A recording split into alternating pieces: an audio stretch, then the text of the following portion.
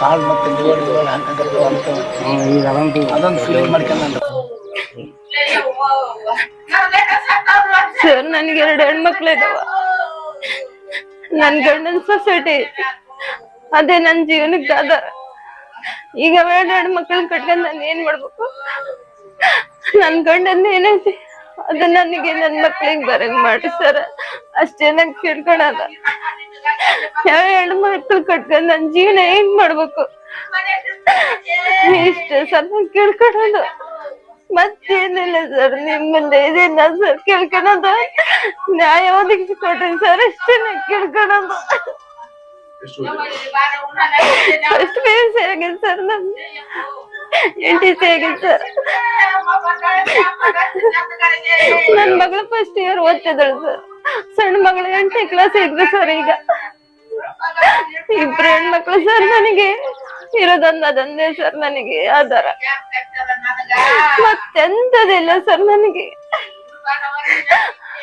ನಂದು ಗಂಡನೇ ನನ್ ದೊಡ್ಡ ಆಧಾರ ಸರ್ ನನಗೆ. ಅದು ಬಿಟ್ಟರೆ ಬೇರೆ ಎಂತದೇ ಇಲ್ಲ ಸರ್ ನನಗೆ. ಅದಿಲ್ಲ ಅಂದ್ರೆ ಈಗ ನಾವು ಮಕ್ಕಳು ನಾನು ಕೆರೆನ ಬಾವಿನ ನೋಡ್ಕೋಬೇಕು ಸರ್, ಅಷ್ಟೇ. ಯಾರು ಬರಲ್ಲ ಸರ್ ನಮ್ಗೆ.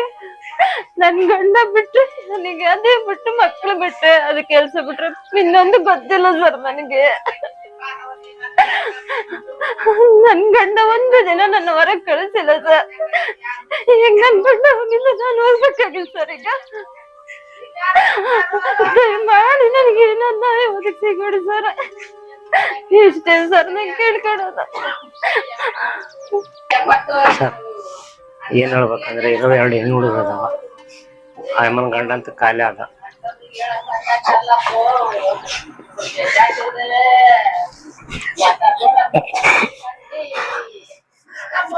ಅವ್ರಿಗೆ ಮುಂದೆ ಆಧಾರ ಇಲ್ಲ. ನಿಮ್ ಕೈ ಮುಗಿ ಕೇಳ್ತದೆ, ಆದಷ್ಟು ಟೈಮಿಗೆ ಸೊಸೈಟಿ ಮಾಡ್ಕೊಟ್ರು ಅಂತ ನಿಮ್ಮೆಲ್ಲರಿಗೂ ಕೇಳ್ತಾ ಇದೀನಿ. ಹುಡುಗರು 2 ಹೆಣ್ಣು ಹುಡುಗ ಸಣ್ಣ ಮುಂದೆ ಒಂದು ಮನೆ ಕೂಡ ಇಲ್ಲ, ಜಾಗ ಇಲ್ಲ, ಏನಿಲ್ಲ. ದಯವಿಟ್ಟು ನೀವೆಲ್ಲರೂ ಸೇರಿ ಆಮೇಲೆ ಮಾಡಿಕೊಟ್ರು ಅಂತ ಕೇಳ್ತಾ ಇದೀನಿ. ಇದ್ರ ಬಗ್ಗೆ ಇಷ್ಟು ನಾನು ಹೇಳ್ತಾ ಇದ್ದೀನಿ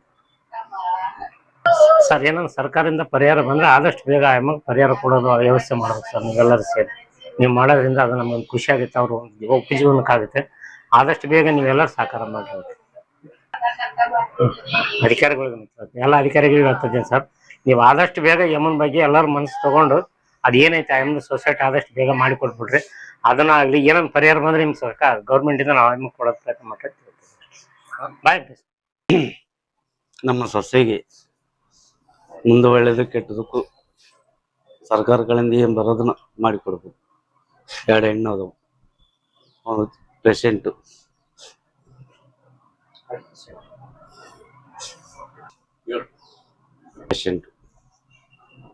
ಯಾರಿಗೆ ಸುಮಾರು ಒಂದು 10-15 ವರ್ಷದಿಂದ ಐತೆ ಆತ ಕಾಯಿಲೆ. ನಿನ್ನೆ ದಡಲ್ಲ ಒಂದು ಆಗಿದೆ, ಒಂದು ಕಡೆಯಿಂದ ಏನಾಗೋದು ಮಾಡಿಕೊಡ್ರಿ. ಅಷ್ಟು ನಮ್ಗೆ ಬೇಗ ಮಾಡಿಕೊಡ್ಬೇಕು. ಮಕ್ಕಳು ಸಣ್ಣ ಅದಾವ, ಇನ್ನ ಆಗೋದು ಹೋಗೋದು ಐತಿ. ಅವ್ರ ಅಣ್ಣರು, ಅವ್ರ ಅಣ್ಣರು, ಅವರು ನಾವೆಲ್ಲ ಅಣ್ಣರು. ನಾಗರಾಜ, ಯಶೋಧ. ಇಬ್ರು ಹೆಣ್ಮಕ್ಳು. ಇವನ 2 ಹೆಣ್ಮಕ್ಳು. ನಮ್ಮ ನಾಗರಾಜ ನಮ್ಮ ತಮ್ಮನ ಮಕ್ಕಳು. ನನಗೆ ಅವನಿಗೆ ಕಾಯಿಲೆ ಇತ್ತು ಸುಮಾರು 15-20 ವರ್ಷದಿಂದ. ಅದನ್ನು ಮುಂದೆ ಸರ್ಕಾರ ಕಡೆಯಿಂದ ಏನ್ ಮಾಡೋದು ಮಾಡಿಕೊಡ್ಬೇಕು. ನಮ್ಮ 2 ಹೆಣ್ಣು ಹುಡುಗರಿಗೆ ಆದಷ್ಟು ಬೇಗ ಔಷಧ ಮಾಡಿಕೊಡ್ಬೇಕು. ನ್ಯಾಯ ಬೆಲೆ ಮಾತ್ರ ಜಲ್ದಿ ಫಾಸ್ಟ್ನಾಗ ಆಗ್ಬೇಕು ನಮಗೆ. ಅದರಿಂದ ಇವ್ರಿಗೆ ಜೀವನ, ಅದು ಬಿಟ್ರೆ ಜೀವನ ಯಾವ್ದಿಲ್ಲ. ಆದಷ್ಟು ಬೇಗ ನೀವು ಮಾಡಿಕೊಡ್ರಿ ಅಂತ ಹೆಣ್ಮಕ್ಳನ್ನ ನೋಡಿ ಸ್ವಲ್ಪ ಅನುಕೂಲದಿಂದ ಮಾಡಿಕೊಡ್ರಿ. ಆದಷ್ಟು ಬೇಗ ನಿಮ್ಮ ಮಕ್ಕಳಂತ ಮಾಡಿಕೊಡ್ರಿ.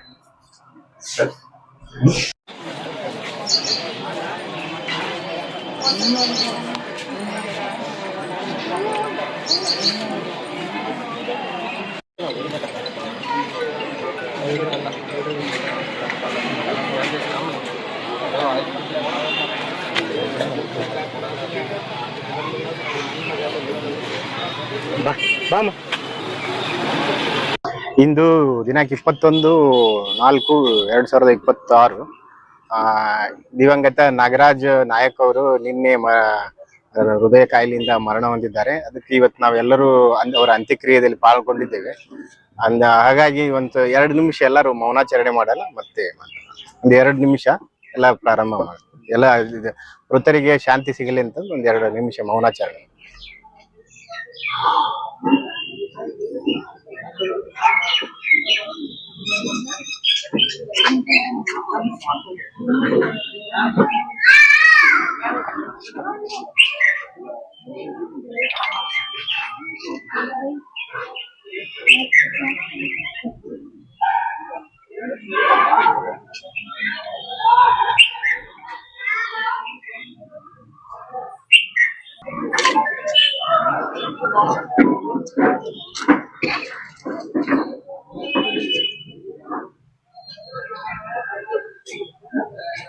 ಮೌನಾಚರಣೆ ಮುಕ್ತಾಯ ಮಾಡೋಣ. ಇವರು ಮೃತ ನಾಗರಾಜ್ ಅವರ ಸಹೋದರರು ಹನುಮಪ್ಪ ನಾಯಕ್ ಅವರು ಮತ್ತೆ ರಾಜೀವ್ ನಾಯಕ್ ಸರ್ ಮತ್ತೆ ಇನ್ನುಳಿದ ಗಣ್ಯ ವ್ಯಕ್ತಿಗಳೆಲ್ಲ ಹಾಜರಿದ್ದಾರೆ. ಶೇಖರಪ್ಪ ಅವರು ಮತ್ತೆ ನಮ್ಮ ನ್ಯಾಯಬೆಲೆ ಅಂಗಡಿ ನಗರ ಇದು ಕೆ ನಾಗರಾಜ್ ಅಧ್ಯಕ್ಷರು ಮುದೋಳ ಇವರೆಲ್ಲ ಹಾಜರಿದ್ದಾರೆ. ಇವತ್ತು ಮತ್ತೆ ಅವ್ರಿಗೆ ವಿಷಯ ಒಂದು ಹೇಳೋದೇನಂದ್ರೆ, ಇವರು ನ್ಯಾಯಬೆಲೆ ಅಂಗಡಿ ಸರ್ಕಾರಿ ನ್ಯಾಯಬೆಲೆ ಅಂಗಡಿ ಪರವಾನಗಿ ಹೊಂದಿದ್ರು. ಅದು ಲಿಂಗರಾಜ್ ಕ್ಯಾಂಪ್ ನಲ್ಲಿ ನಡೆಸ್ತಾ ಬಂದಿದ್ದಾರೆ. ಹಂಗಾಗಿ ಅವರಿಗೆ ಇನ್ನೊಂದು ಅವಕಾಶ ಇದೆ. ಅವರ ಕುಟುಂಬಕ್ಕೆ ಅನುಕಂಪದ ಆಧಾರದ ಮೇಲೆ ಆ ಪರವಾನಗಿಯನ್ನು ವರ್ಗಾವಣೆ ಮಾಡ್ಬೋದು, ನಾವು ಮಾಡ್ಕೋಬೇಕು. ಹಾಗಾಗಿ ಅವರಿಗೆ 3 ತಿಂಗಳೊಳಗ ಅರ್ಜಿ ಸಲ್ಲಿಸಿರಿ ಅಂತ ನಾನು ಹೇಳಿದೆ. ಮತ್ತೆ ತಹಸೀಲ್ದಾರ್ ಅವರು ಇಲ್ಲ, ನೀವು ನಾಳಿಂದ ನಾವು ಅರ್ಜಿ ಹಾಕಕ್ ಅವಕಾಶ ಐತಿ, ನೀವು ಯಾವಾಗ ಕೊಡ್ರಿ ಅಂತ ಅವ್ರಿಗೂ ಭರವಸೆ ಕೊಟ್ಟಿದ್ದಾರೆ. ಹಾಗಾಗಿ ನಾವು ಎಲ್ಲ ತಾಲೂಕು ಆಡಳಿತದಿಂದ ಈಗ ಸಾಂತ್ವನ ವಿಷಯ ಇದೆಲ್ಲ ಬಂದು ಇಲ್ಲಿ ಮಾತಾಡಿದ್ವಿ. ಎಲ್ಲರ ನಮ್ ಅದು ವಿಷಯ ಹೇಳಿದ್ನ ಮತ್ತೆ ಮೃತರಿಗೆ ಶಾಂತಿ ಸಿಗಲಿ ಅಂತ ನಾವೆಲ್ಲ ಪ್ರಾರ್ಥನೆ. ಇವತ್ತೇನೈತಿ, ನಿನ್ನೆ ದಿನ ನಮ್ಮನ್ನ ಇಲ್ಲಿ ನಮ್ಮ ಸ್ಥಳೀಯರಾಗಿರ್ತಕ್ಕಂಥ ನಾಗರಾಜ್ ಅವರು ನಿಧನ ಹೊಂದಿದ್ದಾರೆ. ಅದಕ್ಕೆ ವಿಷಾದ ವ್ಯಕ್ತಪಡಿಸ್ತಾ ಇದೀವಿ, ಹಾಗೆ ಸಂತಾಪ ಸೂಚಿಸ್ತಾ ಇದೀವಿ. ಏನೈತೆ ಅಂದ್ರೆ, ನಿನ್ನೆ ದಿನ ಆಗಿರ್ತಕ್ಕಂಥ ಘಟನೆಗೆ ಅದು ಆಗಬಾರ್ದಾಗಿತ್ತು, ಆಗಿತ್ತು. ಈಗ ಅವರ ಕುಟುಂಬ ಬೀದಿ ಪಾಲಾಗಿದೆ. ಯಾಕಂದ್ರೆ ಅವರಿಗೆ ಇರೋದು 2 ಹೆಣ್ಣು ಮಕ್ಕಳು ಮತ್ತು ಪತ್ನಿ ಅಗಲಿಕೆ ಅದರಿಂದ ಬಹಳ ನೊಂದಿದೆ ಕುಟುಂಬ. ಹಾಗಾಗಿ ಅವ್ರಿಗೆ ಯಾವುದೇ ದಿಕ್ಕಿಲ್ಲ. ಅವ್ರಿಗೆ ಏನೈತೆ ಅಂದ್ರೆ, ನಾಗರಾಜ್ ನ್ಯಾಯಬೆಲೆ ಅಂಗಡಿ ಸರ್ಕಾರದಿಂದ ಏನ್ ಬಂದಿರತಕ್ಕಂಥ ನಾಗರಾಜ್ ನ್ಯಾಯಬೆಲೆ ಅಂಗಡಿಯನ್ನು ಅವರ ಪತ್ನಿಯ ಹೆಸರಿಗೆ ಅಥವಾ ಮಕ್ಕಳ ಹೆಸರಿಗೆ ಅವರು ಇದನ್ನೇನೈತಿ ಮಾಡಿಕೊಡ್ಬೇಕು ಅನುಕಂಪದ ಆಧಾರದ ಮೇಲೆ. ಯಾಕಂದ್ರೆ ಅವ್ರಿಗೆ ಯಾವುದೇ ರೀತಿಯ ಅದಕ್ಕೆ ಅವ್ರಿಗೆ ಆಧಾರ ಸ್ತಂಭ ಇಲ್ಲ ಆ ಕುಟುಂಬಕ್ಕೆ. ಹಾಗಾಗಿ ಮಾನ್ಯ ಗಂಗಾವತಿಯ ತಹಸೀಲ್ದಾರ್ ಆಗಿರ್ತಕ್ಕಂಥ ವಿಶ್ವನಾಥ್ ಮುರುಡಿ ಸರ್ ಅವರು ಒಂದು ಭರವಸೆ ಕೊಟ್ಟರು. ನಾವು ಅವ್ರಿಗೆ ಅನುಕಂಪದ ಆಧಾರದ ಮೇಲೆ ನಾನು ಮೇಲಾಧಿಕಾರಿಗಳ ಗಿಟ ಮಾತಾಡಿದ್ದೀನಿ. ಹಾಗೆ DC ಅವ್ರ ಗಿಟ ಚರ್ಚೆ ಮಾಡಿ DD ಅವ್ರ ಗಿಟ ಹೇಳಿ ನಮ್ಗೇನೈತಿ ಒಂದು ನ್ಯಾಯ ಒದಗಿಸಿ ಕೊಡ್ತೀವಿ, ಅವ್ರ ಕುಟುಂಬಕ್ಕೆ ಒಂದು ನ್ಯಾಯ ಒದಗಿಸಿ ಕೊಡ್ತೀವಿ ಅಂತ ಒಂದು ಭರವಸೆ ಕೊಟ್ಟರು.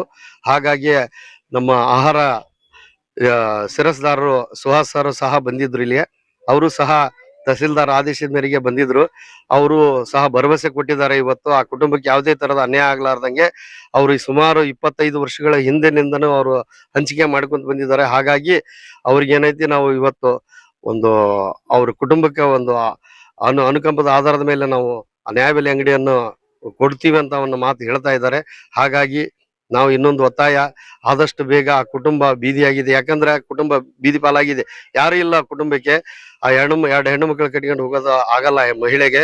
ಹಾಗಾಗಿ ತಾವು ತ್ವರಿತಗತಿಯಲ್ಲಿ ಶೀಘ್ರದಲ್ಲಿ ಅವ್ರೇನೈತಿ ನ್ಯಾಯಬೆಲೆ ಅಂಗಡಿ ಒಂದು ಕೊಡಿಸ್ತಕ್ಕಂಥ ವ್ಯವಸ್ಥೆ ಮಾಡ್ಬೇಕು. ಹಾಗೆ ಈಗ ವಿತರಣೆ ಮಾಡ್ತಕ್ಕಂಥ ಯಾವ್ದಾರದು ಒಂದು ನ್ಯಾಯಬೆಲೆ ಅಂಗಡಿಗೆ ಅಟ್ಯಾಚ್ಮೆಂಟ್ ಮಾಡಿ ವಿತರಣೆ ಮಾಡಿಸ್ತಕ್ಕಂಥ ಕೆಲಸನ ಮಾಡಿ ಅವರಿಗೆ ಶೀಘ್ರದಲ್ಲಿ 1 ತಿಂಗಳ 40 ದಿನದಲ್ಲೇ ಅವರ ಹೆಸರಲ್ಲೇ ಮಾಡಿಸ್ಕೊಟ್ರೆ ಆ ಕುಟುಂಬ ನಿಟ್ಟುಸಿರು ಬೀಳುತ್ತೆ, ಇಲ್ಲಾಂದ್ರೆ ಅದು ಬೀದಿ ಪಾಲಾಗುತ್ತೆ ಅಂತ ಈ ಮೂಲಕ ಹೇಳ್ತಾ ಏನೈತಿ ಎಲ್ಲರ ಸಮ್ಮುಖದಲ್ಲಿ ಅವರು ತಹಸೀಲ್ದಾರ್ ಒಪ್ಕೊಂಡಿದ್ದಾರೆ. ಹಾಗಾಗಿ ಫುಡ್ ಡಿ ಅವರು ಸಹ ಇದಕ್ಕೆ ಮುತುವರ್ಜಿ ವಹಿಸ್ತಾರ ಅಂತ ನಾವು ತಿಳ್ಕೊಂಡಿದ್ವಿ. ಹಾಗಾಗಿ ಆ ಕುಟುಂಬಕ್ಕೆ ಒಂದು ಆಧಾರ ಮಾಡಿ ಕೊಡ್ಲಿ ಅಂತ ಎಲ್ಲರ ಮೂಲಕ ನಾವು ಒತ್ತಾಯ ಮಾಡ್ತಾ ಇದ್ದೀನಿ. ಇದು ಈಗ ಇನ್ನ ಶವ ಸಂಸ್ಕಾರ ನಡೀತಾ ಇತ್ತು. ಅದು ಏನೈತಿ ಹೋಗಿ ನಾವು ಅದು ಒಂದು ಇನ್ಸಿಡೆಂಟ್ ಆಗಿತ್ತು, ಅದು ಬೇಡ ಅಂತಂದ್ರು ನಮ್ಮ ತಹಸೀಲ್ದಾರರು. ಹಾಗಾಗಿ ಅದನ್ನ ಮುಂದುವರಿಸೋದು ಬೇಡ ಅಂತ ಬಿಟ್ಟು ಈಗ ಏನೈತಿ ಅವರು ತಹಸೀಲ್ದಾರ್ ಒಂದು ಮಾತಿಗೆ ಮತ್ತು ರಾಜಣ್ಣ ಮತ್ತು ಯಮುನಪ್ಪಣ್ಣ, ಮಹದೇವಪ್ಪಣ್ಣವರು, ಆಮೇಲೆ ಬಳಗನೂರ್ ಸರ್, ಇವರೆಲ್ಲ ಮತ್ತು ಮಂಜುನಾಥ್ ಅವರು ಸರ್ ಎಲ್ಲರೂ ಒಂದು ನೇತೃತ್ವದಲ್ಲಿ ಅವ್ರು ಏನೈತಿ ಅಂದ್ರೆ ಮನವೊಲಿಕೆ ಮಾಡಿದ್ರ ಕುಟುಂಬಕ್ಕ. ಆ ಕುಟುಂಬ ಯಾವುದೇ ರೀತಿಯಿಂದ ಮುಂದಿನ ಹಂತ ತಗೊಳ್ಬಾರ್ದು, ನಿಮಗೆ ನ್ಯಾಯ ಒದಗಿಸಿಕೊಡ್ತೀವಿ ಅನ್ನೋ ಮಾತು ಅವರೆಲ್ಲರೂ ನಿಂತು ಹೇಳಿದಕ್ಕೋಸ್ಕರ ಇದೇನೈತಿ ಇಲ್ಲಿಗೆ ಇದು ಮಾಡಿಕೊಂಡು ಅವ್ರಿಗೆ ಏನೈತಿ ಸೂಕ್ತ ಒಂದು ಅಂತ್ಯ ಸಂಸ್ಕಾರ ಮಾಡಿಕೊಂಡು ಅವ್ರಿಗೆ ಏನೈತಿ ನ್ಯಾಯ ಒದಗಿಸಿಕೊಡ್ತೀನಿ ಅಂತ ಎಲ್ಲರೂ ಬೆನ್ನುಗಾವಲಾಗಿ ನಿಂತಿದ್ದಾರೆ. ಅವ್ರಿಗೆ ತುಂಬ ಧನ್ಯವಾದಗಳು ಹೇಳ್ತಾ ಹಾಗೆ ಆ ಕುಟುಂಬಕ್ಕೆ ನ್ಯಾಯ ಸಿಗ್ಲಿ ಅಂತ ಹೇಳ್ತಾ ಇದ್ದೀನಿ. ಇಂದು ಮುಜಾರ್ ಕ್ಯಾಂಪ್ನಲ್ಲಿ ಸೋದರನಾದ ನಾಗರಾಜ್ ಅವರು ಅಕಾಲಿಕವಾಗಿ ಇವತ್ತು ಬಹಳ ಹೃದಯಾಘಾತದಿಂದ ಅವರು ಮೃತಪಟ್ಟಿದ್ದಾರೆ. ಅವರು ನ್ಯಾಯಬೆಲೆ ಅಂಗಡಿಯ ಮಾಲೀಕರಾಗಿದ್ರು. ಯಾಕಂದ್ರೆ ಇವತ್ತು ಅವ್ರಿಗೆ ಇಬ್ಬರು ಹೆಣ್ಮಕ್ಳಿದ್ದಾರೆ. ಆ ತಾಯಿ ಅವರ ಹೆಂಡತಿ ಬಹಳಷ್ಟು ಕಷ್ಟದಲ್ಲಿದ್ದಾರೆ. ಇವತ್ತು ಅವ್ರ ಮನೆ ನೋಡಿದ್ರು ಸಹ ನಮಗೆ ಬಹಳಷ್ಟು ವಿಚಿತ್ರ ಅನ್ಸುತ್ತೆ. ಸರ್ಕಾರದ ಅಧಿಕಾರಿಗಳು ಬಂದಿದ್ದಾರೆ. ಅವ್ರಿಗೆ ಇಲ್ಲ, ನಾವು ನ್ಯಾಯ ಒದಗಿಸುವಂತ ಕೆಲಸ ಮಾಡ್ತೀವಿ, ಅವ್ರಿಗೆ ನ್ಯಾಯ ಬೆಲೆ ಅಂಗಡಿಯಾಗ ಅನುಕಂಪದ ಆಧಾರದ ಮೇಲೆ ಅವ್ರಿಗೆ ವರ್ಗಾವಣೆ ಮಾಡುವಂತ ಕೆಲಸವನ್ನ ಮಾಡ್ತೀವಿ ಅಂತ ಈಗ ತಾನೇ ತಹಸೀಲ್ದಾರ್ ವಿಶ್ವನಾಥ್ ಅವರು ಸಹ ನನಗೆ ಫೋನ್ ನಲ್ಲಿ ಹೇಳಿದ್ರು. ಅದನ್ನ ಸಾರ್ವಜನಿಕವಾಗಿ ಸಹ ನಾವ್ ಎಲ್ಲರಿಗೂ ಹೇಳಿದ್ವಿ. ಇಲ್ಲ ನೋಡಿ, ಸ್ಪೀಕರ್ ಅನ್ನ ಇಟ್ಟೆ ಹೇಳ್ತಾ ಇದೀವಿ ಅಂತ. ಅನುಕಂಪ ಆಧಾರದ ಮೇಲೆ ಆ ಕುಟುಂಬಕ್ಕೆ ನ್ಯಾಯ ಒದಗಿಸುವಂತ ಕೆಲಸ ತಾಲೂಕು ಆಡಳಿತ ಮಾಡುತ್ತೆ ಅಂತ ಅವ್ರು ಭರವಸೆ ಕೊಟ್ಟಿದ್ದಾರೆ. ಆ ಭರವಸೆ ನಿಮಿತ್ತವಾಗಿ ಇವತ್ತು ಎಲ್ಲಾ ಹಿರಿಯರ ಸಮ್ಮುಖದಲ್ಲಿ ಇವತ್ತು ಬಾಡಿಯನ್ನ ಮತ್ತೆ ಶವ ಸಂಸ್ಕಾರ ಮಾಡುವಂತ ಕೆಲಸವನ್ನ ನಾವು ಮಾಡ್ತಾ ಇದ್ದೀವಿ. ಈ ಮೃತರ ಕುಟುಂಬಕ್ಕೆ ನ್ಯಾಯ ಸಿಗುವಂತ ಕೆಲಸ ಆಗ್ಲಿ, ಆ ನಾಗರಾಜನ ಆತ್ಮಕ್ಕೆ ಶಾಂತಿ ಸಿಗಲಿ. ಕಡು ಬಡತನದಲ್ಲಿ ಇವತ್ತು ಜೀವನ ನಡೆಸುವಂತ ಕೆಲಸ ಅವ್ರು ಆಗ್ತಾ ಇದೆ. ಅವರ ಒಂದು ಕುಟುಂಬಕ್ಕೆ ನ್ಯಾಯ ಸಿಗಲಿ. ಇವತ್ತು ಅವರ ಸ್ನೇಹಿತರು, ಅವರ ಅಣ್ಣವರು ಮತ್ತೆ ಎಲ್ಲ ಅವರ ಬಂಧು ಬಳಗ ಮತ್ತು ಮಿತ್ರರು ಮತ್ತು ಎಲ್ಲಾ ಜಾತಿಯ ಜನರು ಬಂದು ಇಲ್ಲ ಅವ್ರ ಕುಟುಂಬಕ್ಕೆ ನ್ಯಾಯ ಒದಗಿಸ್ಬೇಕು ಸರ್, ಇಲ್ಲ ಅಂತಂದ್ರೆ ನಾವ್ ಇದನ್ನ ಬಾಡಿನ ಒಯ್ದಲ್ಲ, ಇಲ್ಲಾಂದ್ರೆ ತಹಸೀಲ್ ಆಫೀಸ್ ಮುಂದೆ ಇಡ್ತೀವಿ, ಇಲ್ಲ ಪೊಲೀಸ್ ಸ್ಟೇಷನ್ ಮುಂದೆ ಇಡ್ತೀವಿ, ಇಲ್ಲ ಕೊಪ್ಪಳಕ್ಕಾದ್ರೂ ಒಯ್ತೀವಿ ಅಂತಂದ್ರು.